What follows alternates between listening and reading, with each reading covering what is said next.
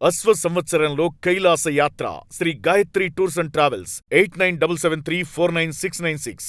కాలేజీకి వెళ్లి బాగా చదువుకుని ప్రయోజకురాలు అవుతుంది అనుకున్న ఒక ఆడపిల్ల చివరికి సీనియర్ల వేధింపుల వల్ల ప్రాణాలు తీసుకుంది.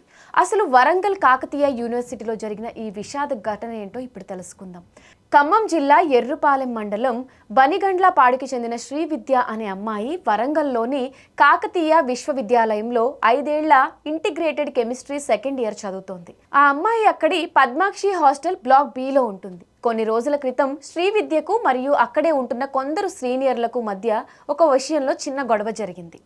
ఈ గొడవలో 6 సీనియర్లు శ్రీవిద్య మీద దారుణంగా దాడి చేసి కొట్టారని కుటుంబ సభ్యులు ఆరోపిస్తున్నారు.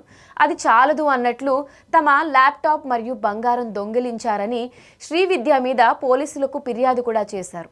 కేయూ పోలీసులు శ్రీవిద్య తల్లిదండ్రులకు సమాచారం ఇచ్చి ఆ వస్తువులకు సంబంధించిన డబ్బు చెల్లించాలని చెప్పారట. తప్పు చేయకపోయినా దొంగతనం ఆరోపణలు చేయడంతో శ్రీవిద్య తీవ్ర మనస్తాపానికి గురైంది. శ్రీవిద్య తల్లి అంజమ్మ ఆమెను ఏపీలోని ఎన్టీఆర్ జిల్లాలో ఉన్న అమ్మమ్మ ఇంటికి తీసుకెళ్లింది. కానీ ఆ బాధ తట్టుకోలేక మార్చి 7, 8 తేదీల్లో 2 సార్లు ఎలకల మందు తింది శ్రీవిద్య.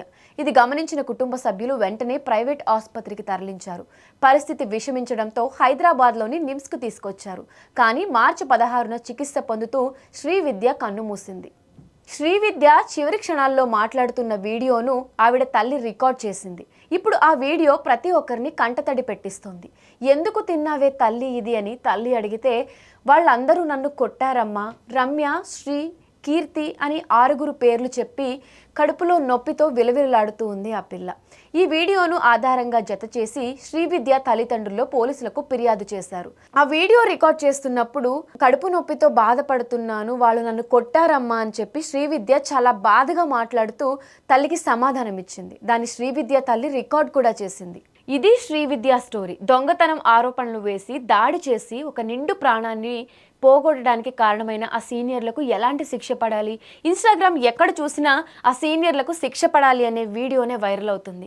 అసలు ఈ వీడియో చూసిన ప్రతి ఒక్కళ్ళు కూడా చాలా బాధపడుతున్నారు. వాళ్ళందరికీ కూడా తప్పకుండా ఉరిశిక్ష పడాలి అని చెప్పి కోరుకుంటున్నారు. ఈ వీడియో చూసిన తర్వాత మీకేమనిపిస్తుంది? మీ ఒపీనియన్ని కింద కమెంట్ సెక్షన్లో కమెంట్ చేయండి.